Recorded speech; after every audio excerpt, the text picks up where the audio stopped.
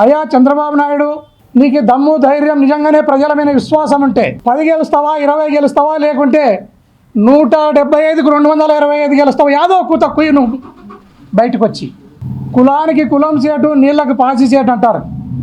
కమ్మ కులానికి ఎవరో సేటు కాదు, చంద్రబాబు నాయుడే సేటు, నీళ్ళకు పాసి సేటు. రేపు తన కొడుకు ఒక దద్దమ్మ, అతను ఒక పరికిమాలిన వ్యక్తి, రాజకీయ పరిజ్ఞానం లేని సుంఠ, అతన్ని డామినేషన్ చేస్తారనే భావనతో ఈ రాష్ట్రంలో అనేక మంది కమ్మోళ్లకు, క్రేజ్ ఉన్న కమ్మోళ్లకు సీట్లు ఇవ్వలేదు. కమ్మ సోదరులు దీన్ని గుర్తుపెట్టుకోవాలని నేను విజ్ఞప్తి చేస్తున్నాను. ఎలక్షన్ ప్రక్రియలో ఈ రాష్ట్రంలోని అన్ని వర్గాల ప్రజలను ఓట్లు వేయించుకొని గౌరవ దివంగత మహానేత ఎన్టీ రామారావు గారు ముఖ్యమంత్రి అయితే ఆయనకు వెన్నుపోటు ఒడిసి, ప్రజల చేత ఎన్నుకోబడిన ఎన్టీ రామారావుకు వెన్నుపోటు పొడిసి ఎన్నికల ప్రక్రియకు విఘాతం కలిగించిన దుర్మార్గుని నువ్వు మాట్లాడడానికి అర్హత లేని వానివి. నిన్న మనం గమనిస్తే పిన్నెల్లి రామకృష్ణారెడ్డి గారి ఉదంతాన్ని మనం గమనిస్తే అక్కడ ఏం జరిగింది? మీరు ఆ బూతులో దొంగ ఓట్లను వేసుకున్నారు, ఆ బూతులో మీరు రిగ్గింగ్ చేసుకున్నారు.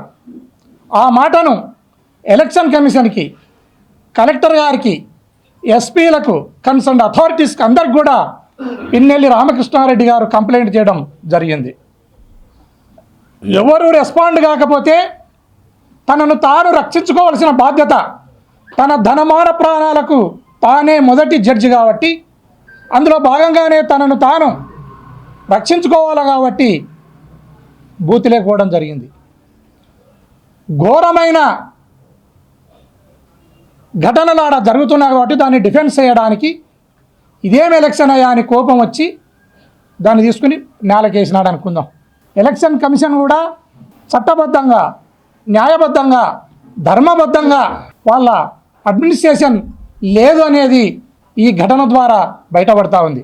సీట్లు లేని చంద్రబాబు నాయుడు, ఓట్లు లేని బీజేపీ పార్టీ, రెండు లేని పవన్ కళ్యాణ్, సీట్లు ఓట్లు లేని రెండు లేని పవన్ కళ్యాణ్, వీళ్ళు ముగ్గురు కలిసి ఏదో జరగబోతుంది, మేము గెలవబోతున్నాము అనే మాటను మాట్లాడుతున్నారు.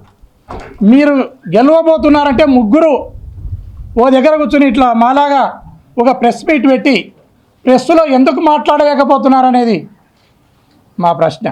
ఖచ్చితంగా మేము జూన్ 4వ తారీఖు నాడు అత్యధికమైన మెజార్టీతో గౌరవ ముఖ్యమంత్రి జగన్మోహన్ రెడ్డి గారు గెలవబోతున్నారు. మరొకసారి ముఖ్యమంత్రిగా ప్రమాణ స్వీకారం చేయబోతున్నారు.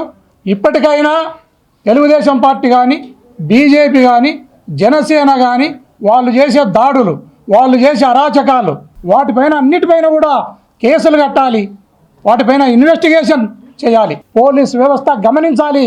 పోలీస్ వ్యవస్థ సంఘటితమై ఖచ్చితంగా వాళ్ళను అదుపులో పెట్టవలసిందిగా పోలీస్ వ్యవస్థ కూడా, ఎవరి ఉద్యోగాలు ఎవరికి ఉంటాయి, వాళ్ళేమి బ్రహ్మదేవుడు కాదు.